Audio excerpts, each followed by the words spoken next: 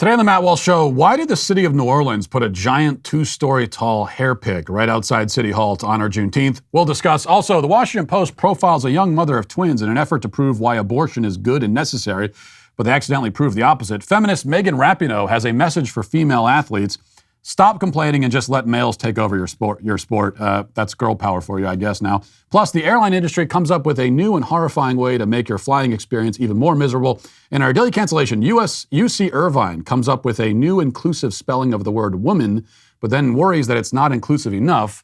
Story's so insane that you'll think I'm making it up, but I assure you I am not. We'll talk about all that and more today on the Matt Walsh Show.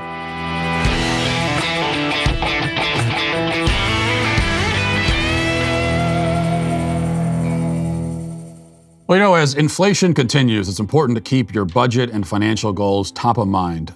Think about the things you can do today that come out ahead. Like, for example, refinancing your mortgage. If it's not on your to-do list, it should be, because you might be able to consolidate high-interest debt into your home loan, which can offer hundreds of dollars worth of monthly savings. And I know just the people to help. It's American Financing. They're a family-owned mortgage lender that's known for its custom home loans and its no-pressure approach to lending. They pride themselves in doing whatever it takes to set you up for financial success. They can help you save up to $1,000 a month plus tens of thousands long-term, and we could all use the savings these days. This may be an area of savings you haven't thought about, but you really should. Why not learn more? All you got to do is call American Financing and get a free, no-obligation mortgage review right now. And if you start soon, you could close in as little as 10 days, and that means the savings kick in right away. So call 866-569-4711. That's 866-569-4711. Or visit AmericanFinancing.net, NMLS 8182334, NMLSConsumerAccess.org. Well, the results of a recent Gallup survey come as no surprise. According to the polling company, belief in God has ebbed to its lowest level on record in the United States. 81% now say they believe in God. This is down from what would have been close to 100% in the mid-20th century and any time before that. It's also down from the 87% who believed in God only 5 years ago. But the biggest shift can be seen in the youngest generation survey, Generation TikTok, with only 68% affirming the existence of any sort of higher power. Now, if you break this down even further, as many surveys have, and you investigate how many Americans identify themselves as traditionally religious, apart from simply believing in God, the numbers are even lower. In 2020, American church membership dipped below majority for the first time, with 47% saying that they were members of a church. That number was 70% in 1999. Now, these figures are significant, historically so, and they tell us quite a lot. But here's what they don't tell us: that Americans have no religion. Membership in and identification with traditional theistic religions may be declining precipitously, but there is something coming in to take its place. America, in fact, is still a deeply religious country, always has been, is now, probably always will be. It's just that a different religion, a twisted, shallow, perverse, and destructive one, has achieved cultural and institutional dominance. In fact, far from being an irreligious or secular country, we're actually living in a theocracy of sorts right now. But our theocratic dictators belong to the religion of leftism. Now, like any religion, this one has its own holy days of obligation. We're living through, of course, its most sacred observance of Pride Month. Competing with it for attention is the leftist religious holiday that just passed, which was Juneteenth, which fell on Sunday and then was observed as a federal holiday on Monday. Supposedly, the day is meant to commemorate the abolition of slavery and to celebrate freedom, a worthy thing to celebrate, no doubt. But that's not really the intention of those who advocate for this version of the holiday. Neither was it the intention of Joe Biden when he made it a federal holiday last year. Now, let's recall that a year before that, on the campaign trail, so in 2020, a year before making it a federal holiday, Biden didn't even know what Juneteenth was. Let's watch this again. He's going down to Texas on Juneteenth, right? The first major massacre, literally speaking, of the Black Wall Street, right? Years ago. He's going to have a rally. And he doesn't wear a mask. And he doesn't think he's, I mean, come on. You know, he's so unsure of himself. He keeps saying, right? This is what, right? This is the right thing. No, wrong. That's not what Juneteenth is. But of course, you know, and this is actually the evolution of Juneteenth, and the reason why it became a thing is partly the BLM riots, but even more than that, it was because Donald Trump was doing a rally on June 19th, And someone in the media pointed out that, that's Juneteenth.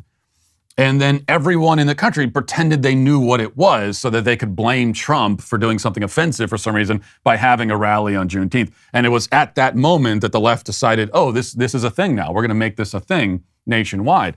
12 months after that, Biden, who had never even heard of it, but now 12 months later decided that it was so deeply meaningful that it needed to be federally recognized. During his remarks for the signing of the Juneteenth National Independence Day Act, Biden said that Juneteenth is a, quote, day in which we remember the moral stain, the terrible toll that slavery took on the country and continues to take, and that we must, quote, learn from our history and celebrate progress and grapple with the distance we've come, but the distance we have to travel. So Juneteenth is not so much a celebration of freedom as it is an opportunity to reflect on the moral stain somehow shared by people who had nothing to do with slavery at all. And it's also a time to dwell on the supposed systemic injustices still visited upon black people by white people. White guilt is the original sin of the leftist religion. It's really the only sin, as every other sin they recognized always ties back to whiteness, quote unquote. Juneteenth then becomes like maybe their version of Good Friday, a day of atonement. And that is why the media marked Juneteenth this year with talk of reparations. Time magazine headline, Juneteenth is now a national holiday. Are reparations next? Many similar headlines were published, claiming that reparations must come next. It's the natural next step after Juneteenth. Representative Sheila Jackson Lee attended a worship service at a church in Houston for Juneteenth, where she called for exactly that, reparations. Listen. As the pastor said, it is time for the commission to study slavery and develop reparation proposals so that we can heal the land and heal the nation. I expect that there will be, as it is understood, no snatching from someone else. No one is going to knock on your door and snatch something that you have. But the nation will acknowledge and be able to respond to the challenge of Mrs. Bostic, that we all should learn, we all should read, we all should have an equal opportunity education and health care. That's what we want, the nation to respond to the systemic treatment that has come, that has caused a divide. There will be no snatching, she says. We're not going to snatch anything.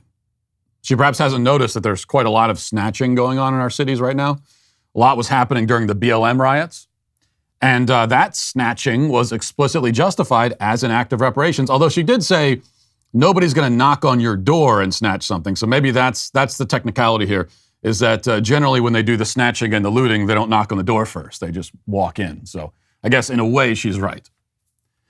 But that wasn't enough. The reparations of looting wasn't enough, because in the religion of leftism, nothing is ever actually enough to wash away the white guilt and heal the racial wounds.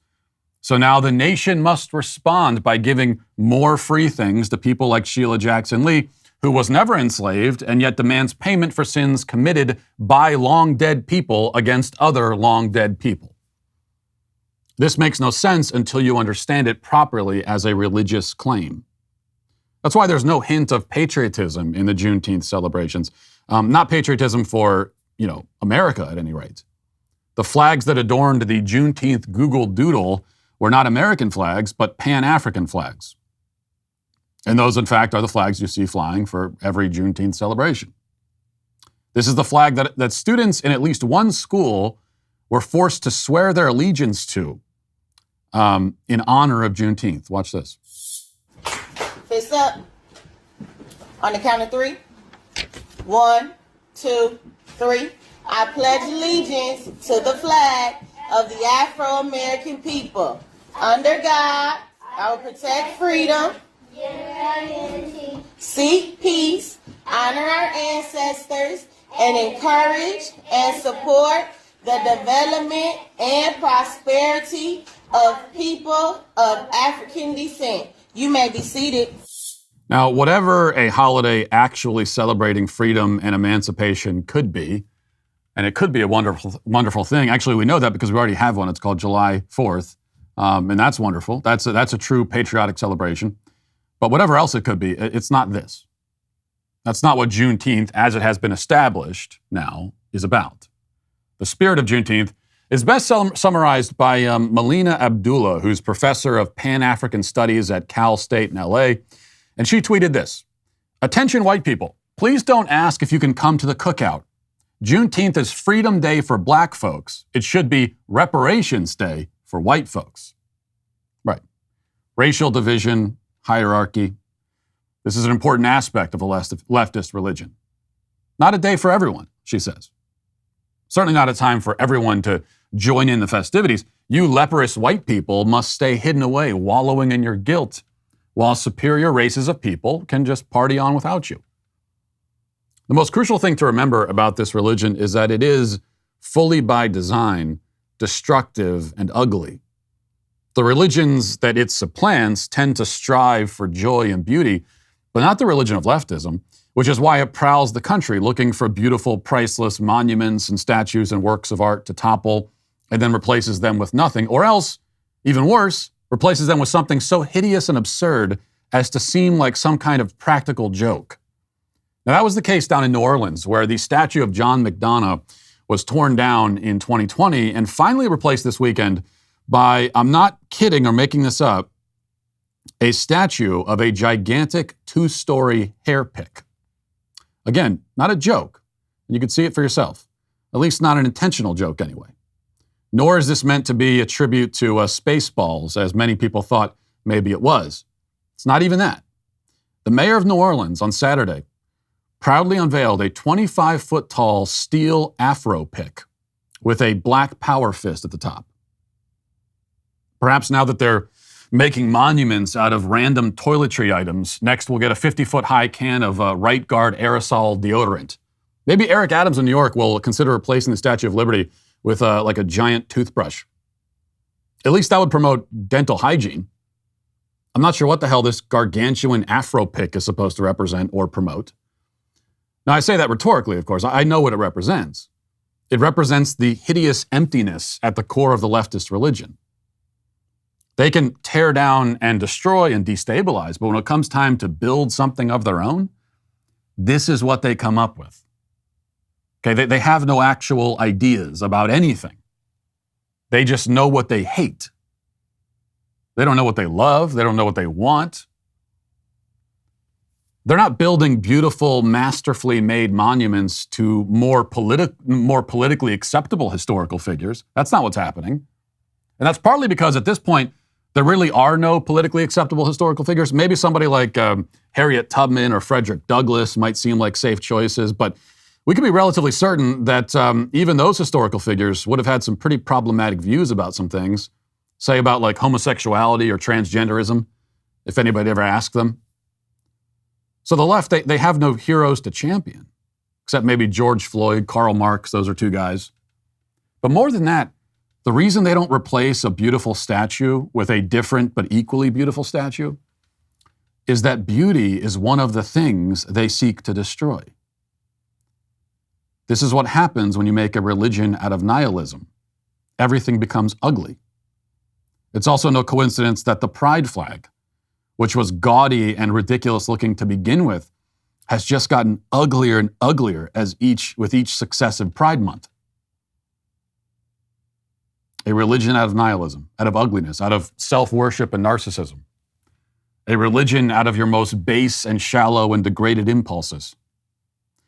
When you do that, you end up with a decaying culture, child drag queens, racial animosity turned into a holiday, and you also end up with some things that maybe you wouldn't expect, like giant hair products outside of City Hall.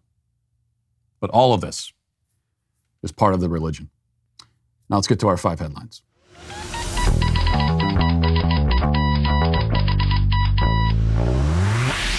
Life happens fast, and it can end even faster. You might picture yourself living to a ripe old age, but it doesn't always work out that way. And if it doesn't, you're going to want to have a plan in place. Otherwise, the state, people you hate, the people who are trying to indoctrinate your kids, take your guns, steal your freedom, they're going to step in and take control of your assets when you're gone. They're going to determine what legacy you leave behind. So So don't let the state decide what happens to your children should something happen to you, and that could happen at any moment. Instead, take 5 minutes and set up a will through Epic Will starting at just $119. You choose who raises your kids, and you choose who gets all of your useless, dumb crap after you're gone. Here's what I want to do. Here's what I want you to do, rather. Go to epicwill.com and use promo code Walsh. You'll get a 10% discount on Epic Will's complete will package that, yes, can take only 5 minutes to set up. Many of our families at Daily Wire are now protected thanks to Epic Will. Why don't you do the same? Just go to epicwill.com. It's very simple. Enter promo code Walsh and do something for you and your family today. So I want to start with this. We have here an article from the Washington Post written by Caroline Kitchener that really lays the pro-abortion position to bear, I think. There's no dancing around the subject here, not really anyway. Abortion kills babies, and that's a good thing, according to pro-aborts, because babies are bad. And that's the position laid out in this Washington Post piece through the profile of a young mother of twins. And the headline is, "This Texas teen wanted an abortion. She now has twins." And accompanying the headline is a picture of, as you could see, two adorable little twin babies. And we're supposed to see this picture and immediately think how sad it is that those babies exist and are alive, rather than dead and dismembered and rotting away somewhere. This is an actual headline in the Washington Post with pictures of little twin babies that says, well, now look what you did, pro-lifers. Now these babies exist. That's what Caroline Kitchener of the Washington Post wants us to think anyway when we see infant babies. So let's get to the article. It doesn't get any better in the article itself. So read me through a little bit of this. She says, she writes, Brooke Alexander turned off her breast pump at 6:04 p.m. and brought 2 fresh bottles of milk over to the bed where her 3-month-old twins lay flat on their backs, red-faced and crying. Running on 4 hours of sleep, the 18-year-old tried to feed both babies at once, holding Kendall in her arms while she tried to get Olivia to feed herself, her bottle propped up by a pillow.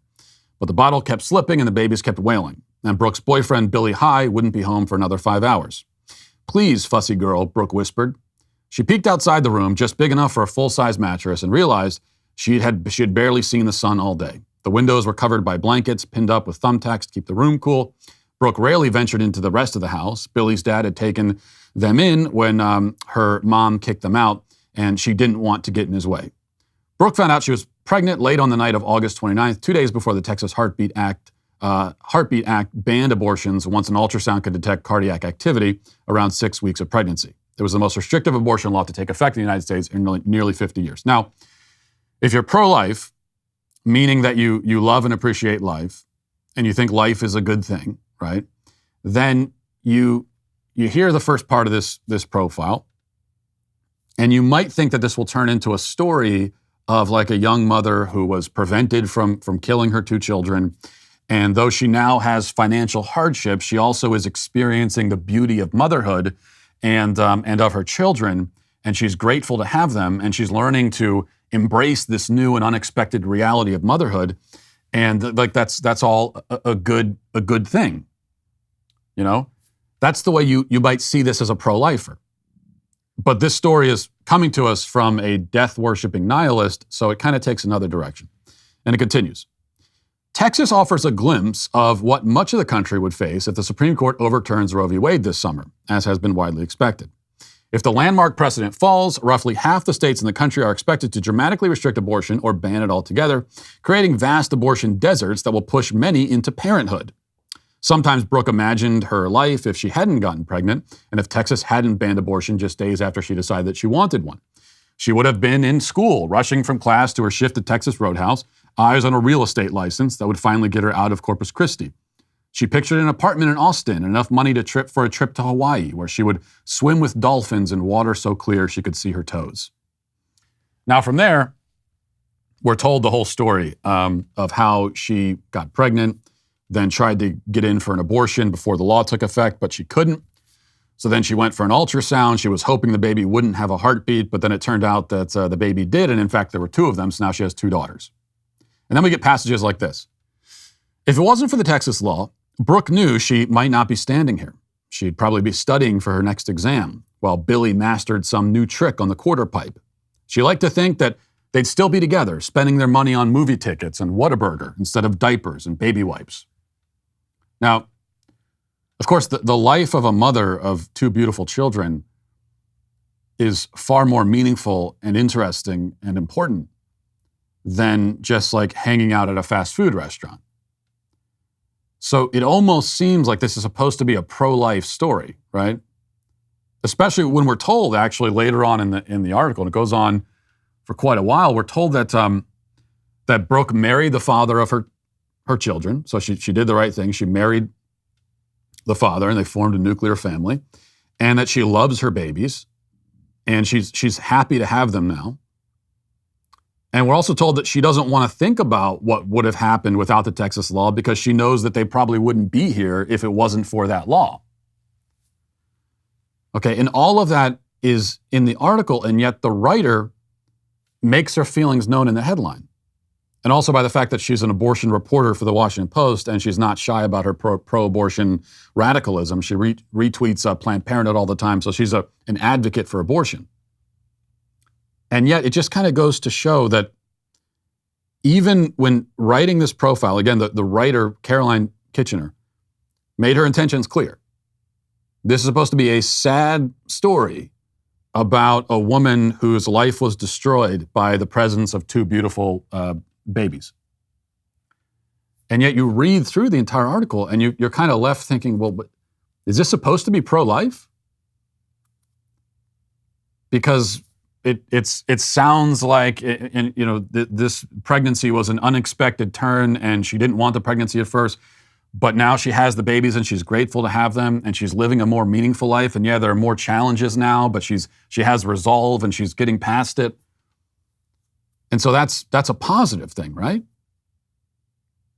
And now these two beautiful babies are living, whereas they wouldn't have been living before.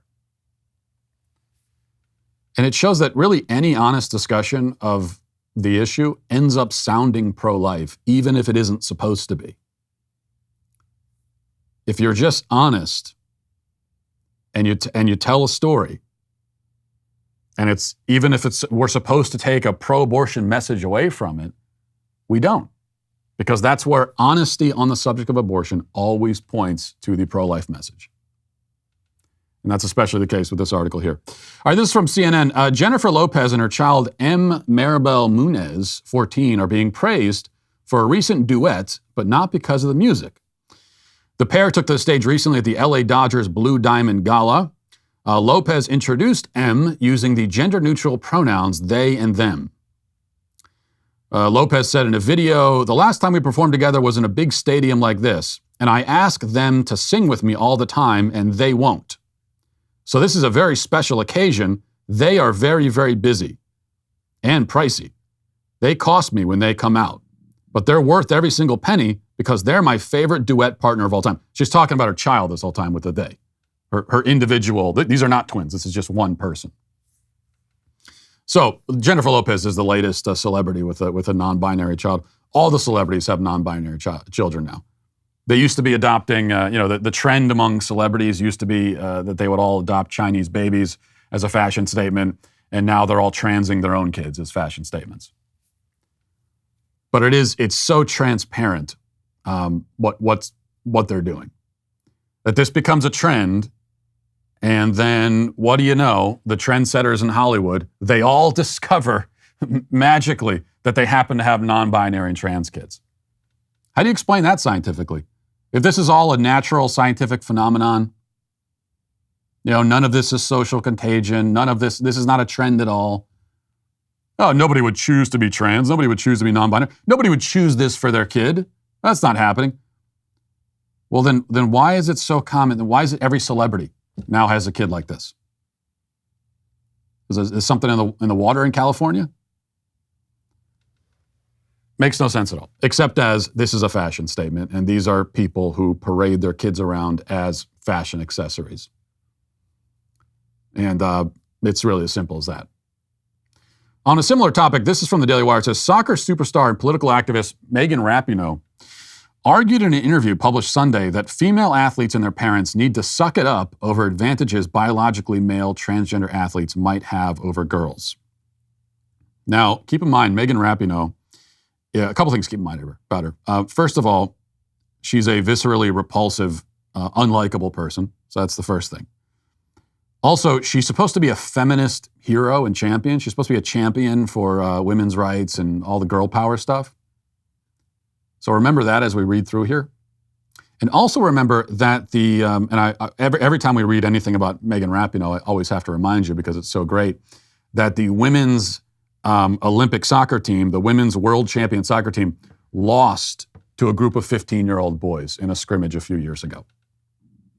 So if men were to fully invade women's soccer, Megan Rapinoe and all of her teammates, they would all be out on their asses. There would be no place for any of them, because they would be totally dominated, as they were totally dominated by adolescent kids. In spite of that, we continue. The soccer star told Time magazine she is 100% supportive of trans inclusion in girls' sports, dismissing concerns about fairness while emphasizing that people need to understand that sports is not the most important thing in life. Rapinoe also argued that high-level sports are all about regulation, which the athlete apparently believes can erase trans athletes' advantages. Quote, I would also encourage everyone out there who is afraid someone's going to have an unfair advantage over their kid to really take a step back and think what we're actually talking about here. We're talking about people's lives. I'm sorry your kid's high school volleyball team just isn't that important. And I think people also need to understand that sports is not the most important thing in life, right? Life is the most important thing in life. We're talking about kids. We're talking about people's lives. We're talking about the entire state government coming down on one child in some states, 3 children in some states. This, of course, as you might expect, makes no sense at all. If it's just sports and sports aren't that important, and it's just a volleyball team, as she says, then why can't we say that to the quote-unquote trans kid? The male who's identifying as a female. So what you're saying is it's just sports. Okay, let me try to work through this here. It's just sport. Let's take the volleyball example. Okay, hypothetically. It's just volleyball. It's just a volleyball team. Who cares? And yet, if a male who identifies as a female is not allowed to compete against the females in this volleyball team that's just a volleyball team and it's just sports, that will be a threat to his life. His life depends on being able to compete against female volleyball players. And yet it's just a sport and it doesn't matter. Does that make any sense at all? Why can't we flip this around?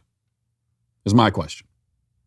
So Megan Rapinoe, the feminist girl power champion, is saying to female athletes, it's just sports, who cares? You get your opportunity stolen.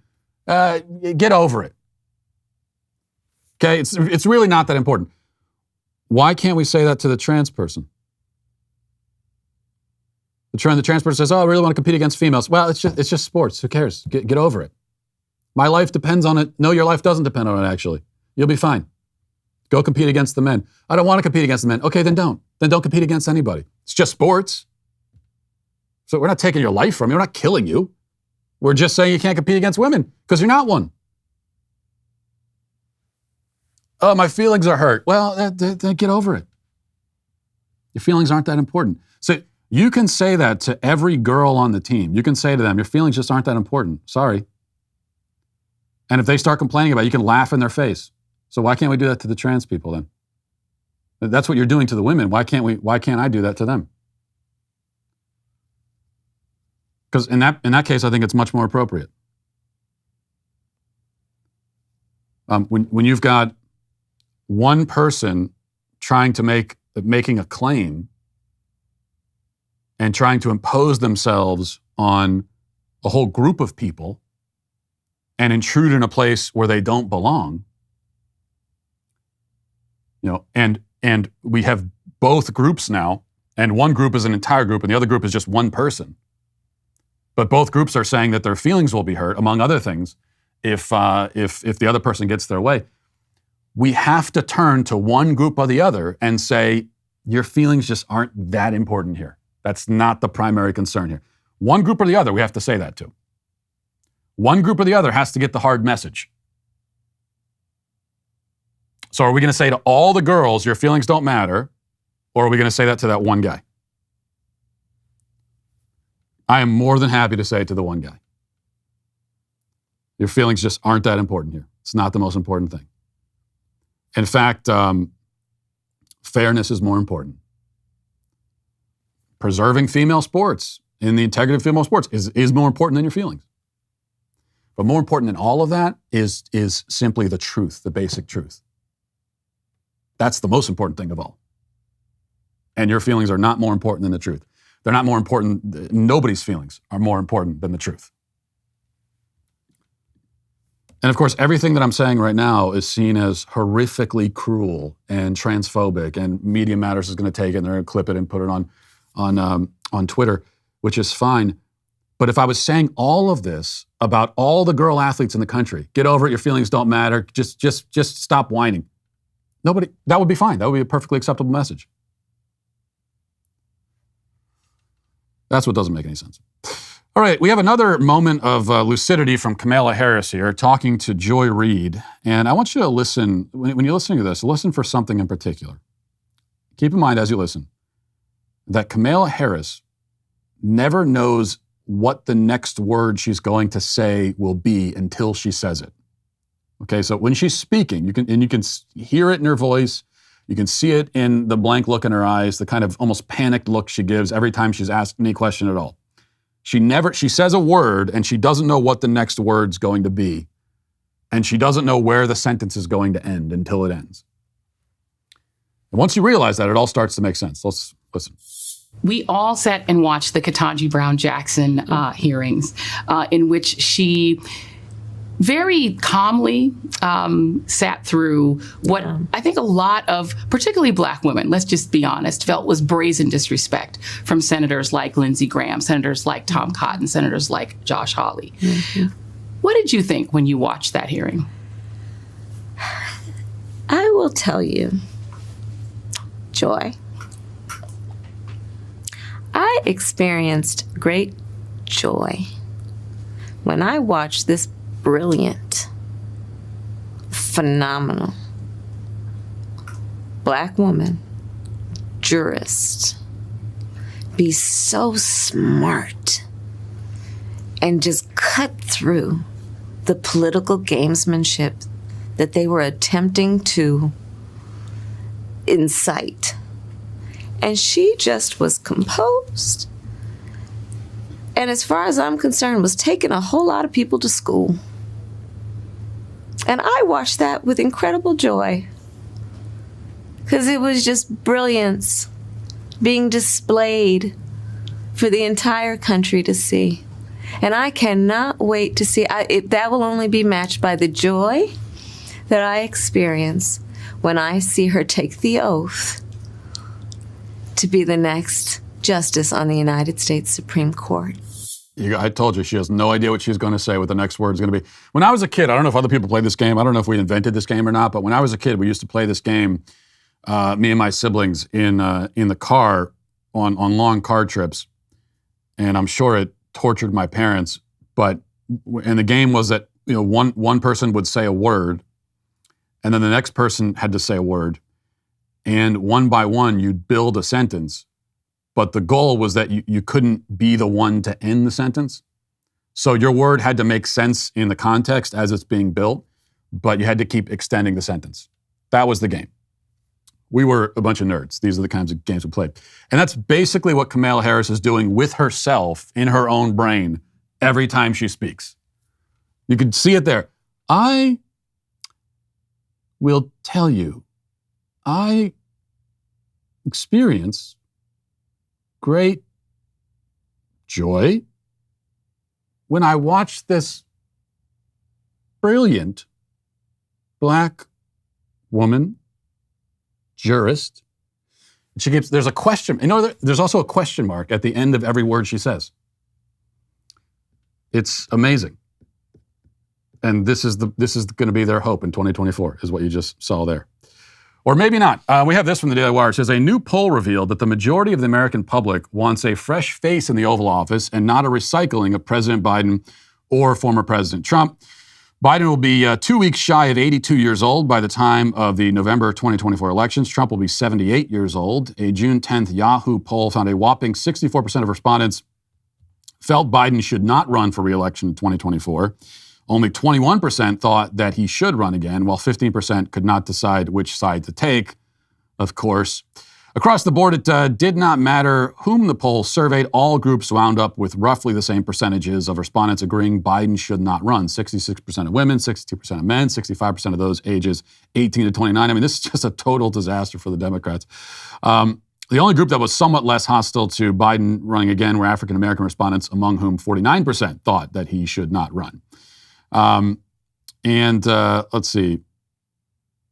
Again, it says the Yahoo YouGov poll found that 55% of respondents felt Trump. So here's the Trump numbers.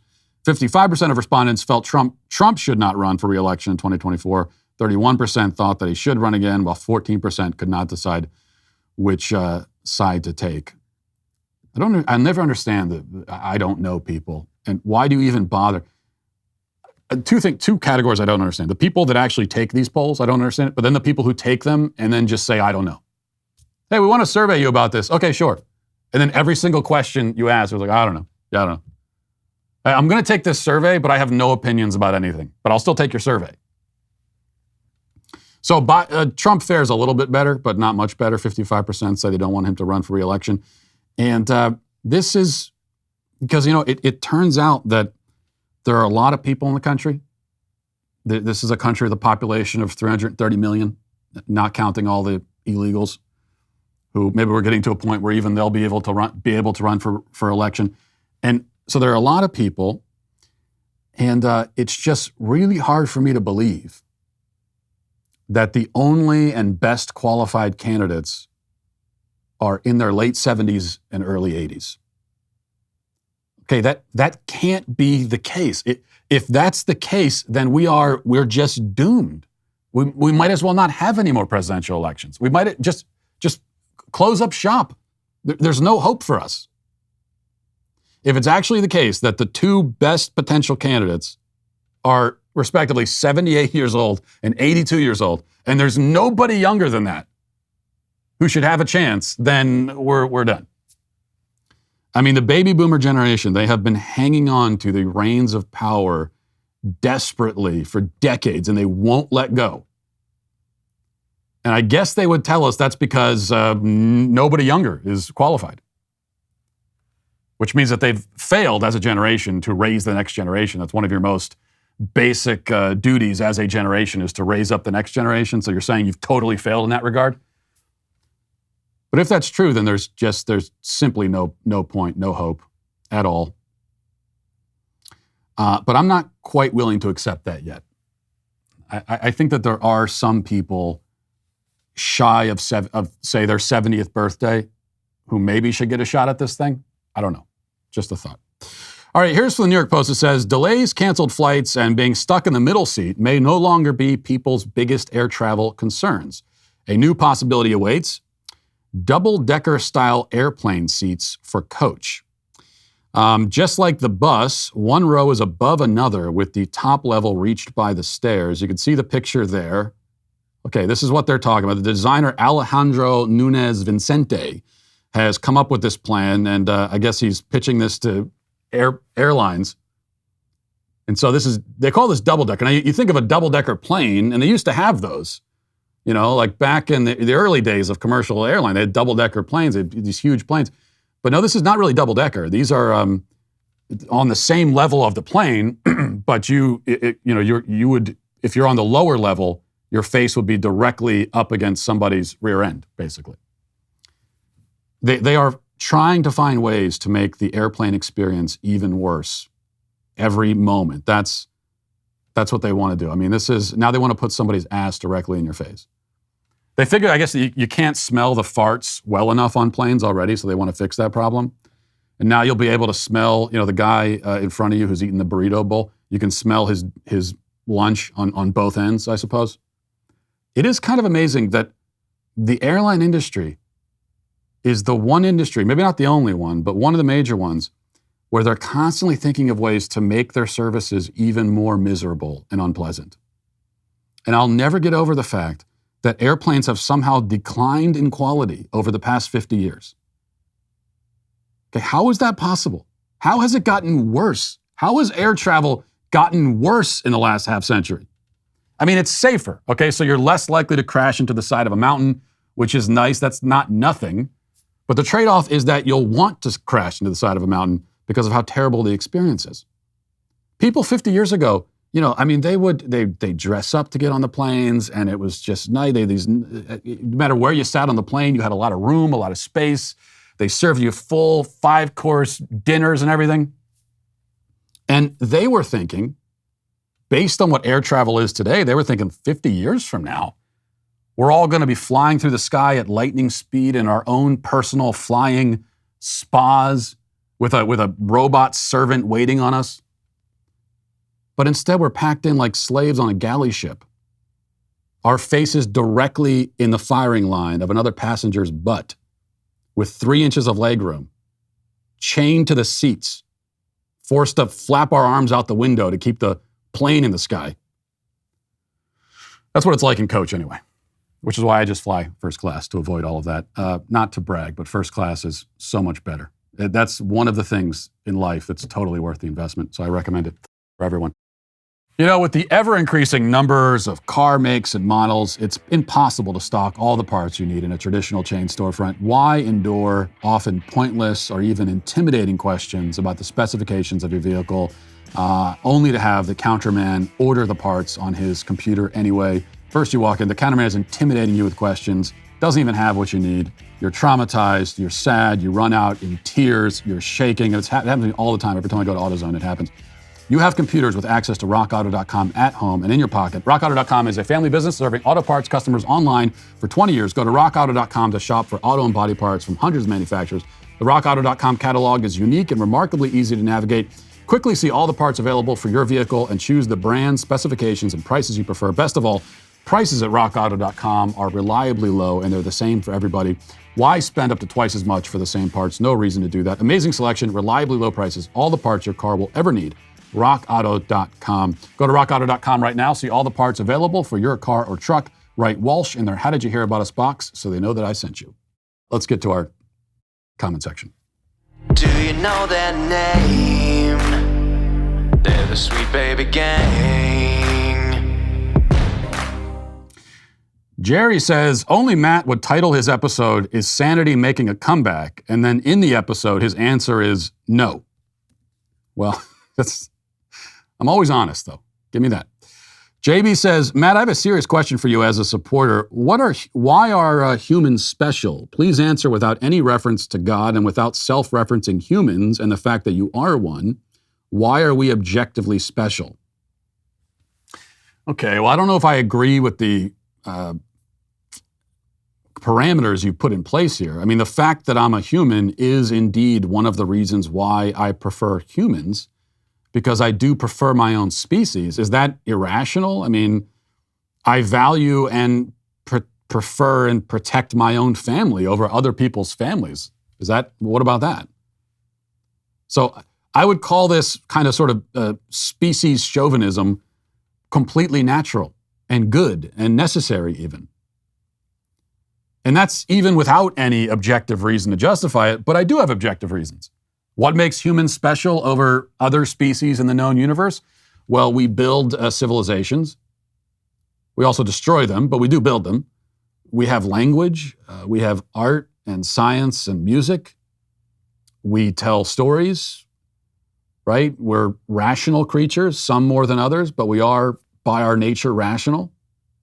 We are aware of ourselves and the universe, and we can contemplate what all of this means.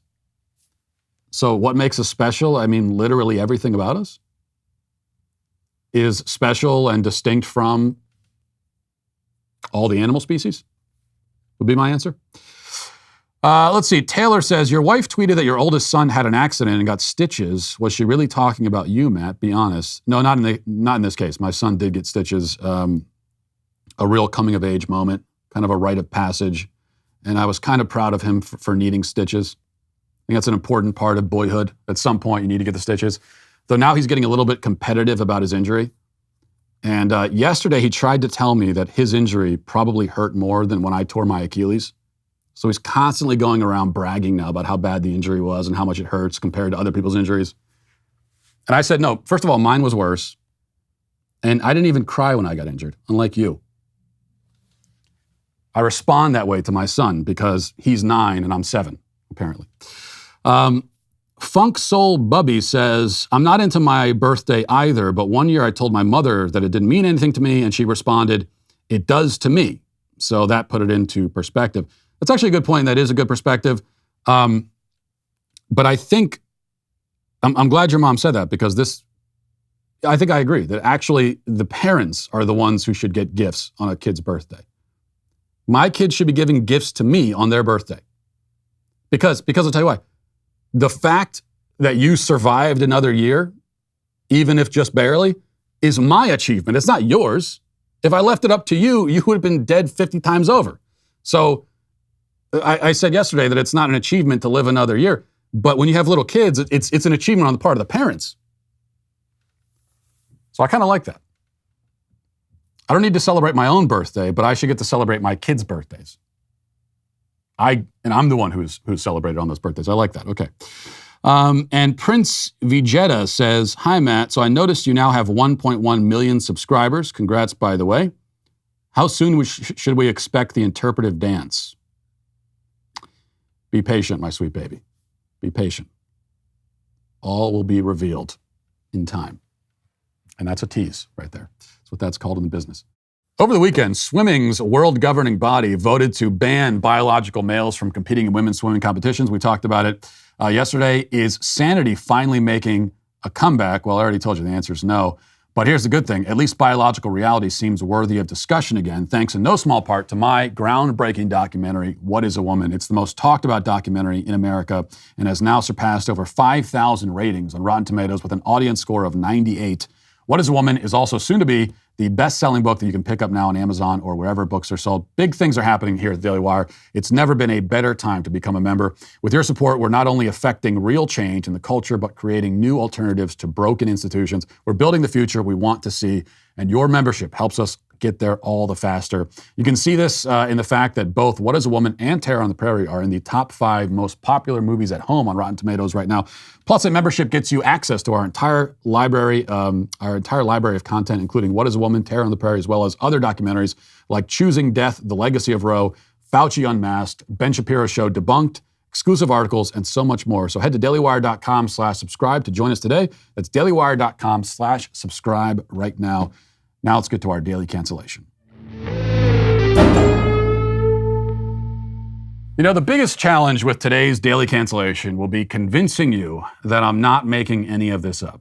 But it shouldn't take much convincing, because you ought to know by now that it's impossible to invent a form of leftist insanity that leftists themselves have not already come up with. And even if I did dream up some new brand of lunacy on my own, we could still be sure that some leftist somewhere has already thought of it or will soon think of it. And when they do think of it, they will take this thing that I said as a joke and turn it into their mission and their identity in life. With all that in mind, we head over to UC Irvine and their Women's Center for Success. As their page on UC Irvine's website explains, the Women's Center for Success, quote, advances gender equity by raising consciousness on social justice concepts, fostering personal growth, building community connections, encouraging identity development, and increasing access to resources that support holistic wellness.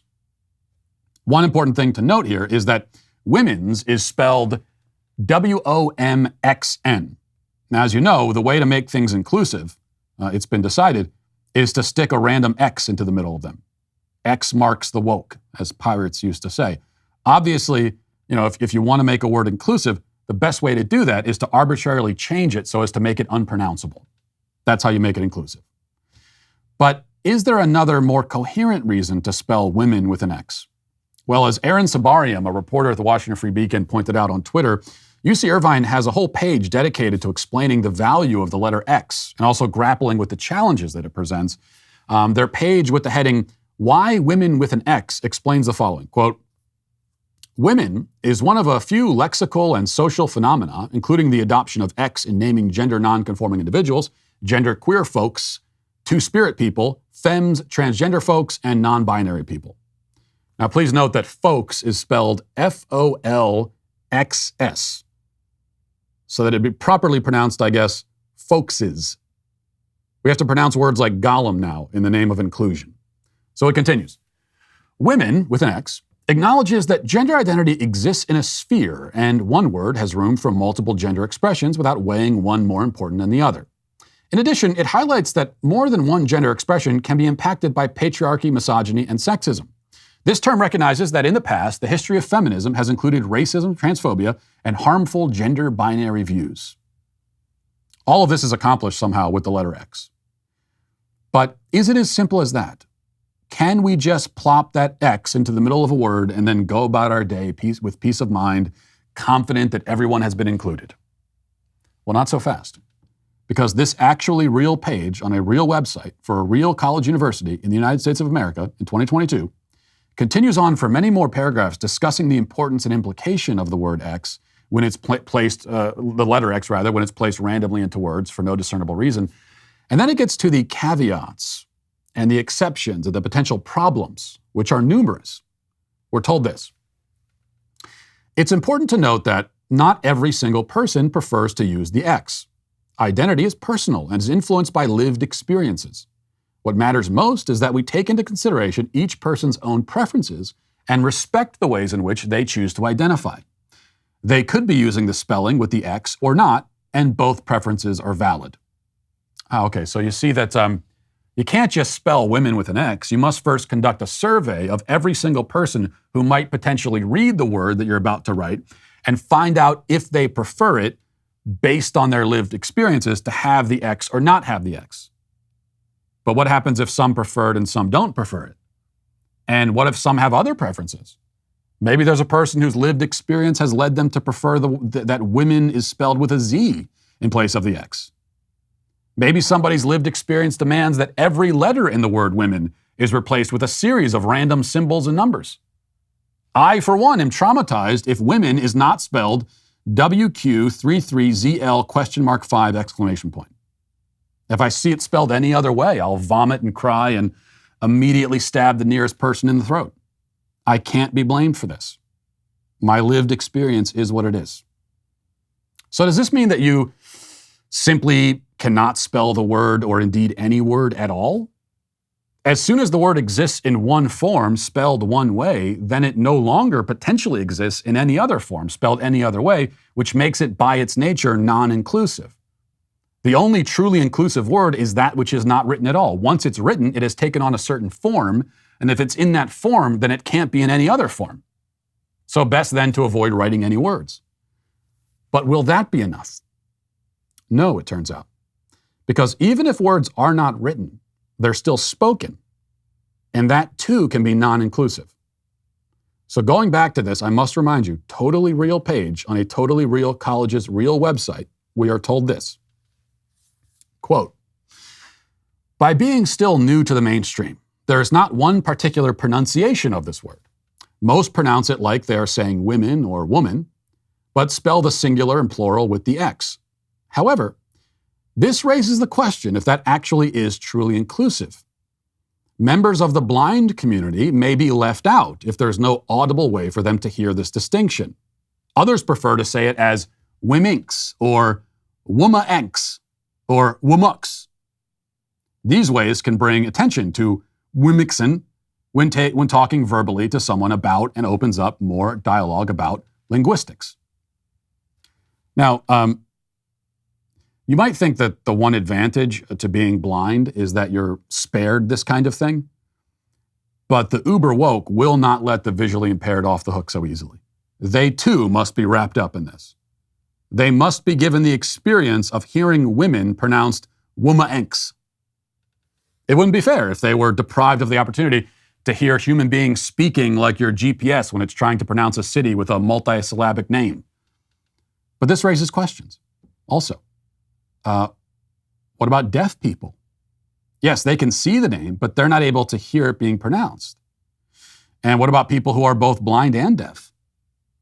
After all the work that Helen Keller did, how can we exclude members of her community? What about those who are in a coma? What What about members of the coma community? The fact is that you can't write this word or any word without excluding people. And you can't speak the word or any word without excluding people. In truth, you cannot do, say, or think anything without engaging in ruthless exclusion. Just consider this.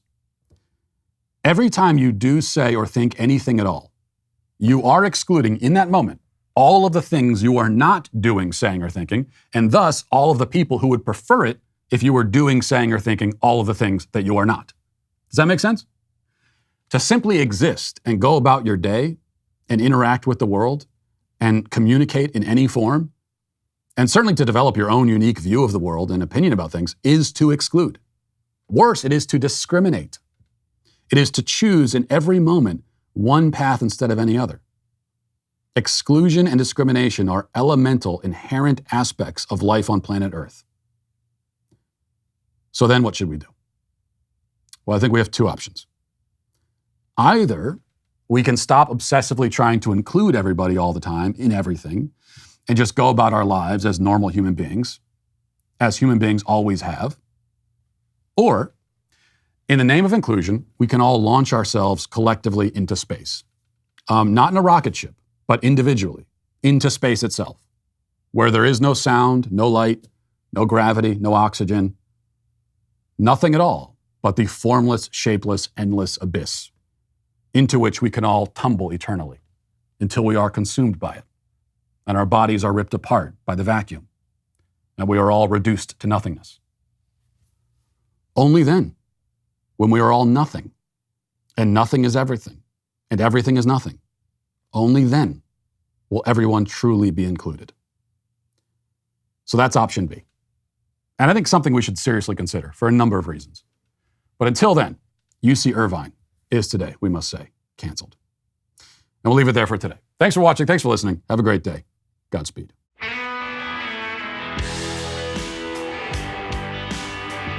The Matt Walsh Show is produced by Sean Hampton, executive producer Jeremy Boring.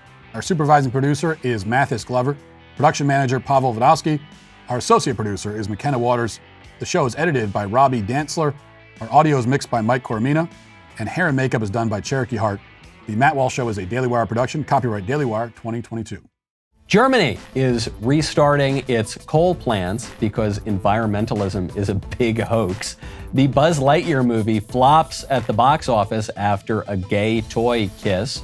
And we celebrate on this show not just Juneteenth, but Juneteenth and Juneteenth 1st as well. Check it out on The Michael Knowles Show.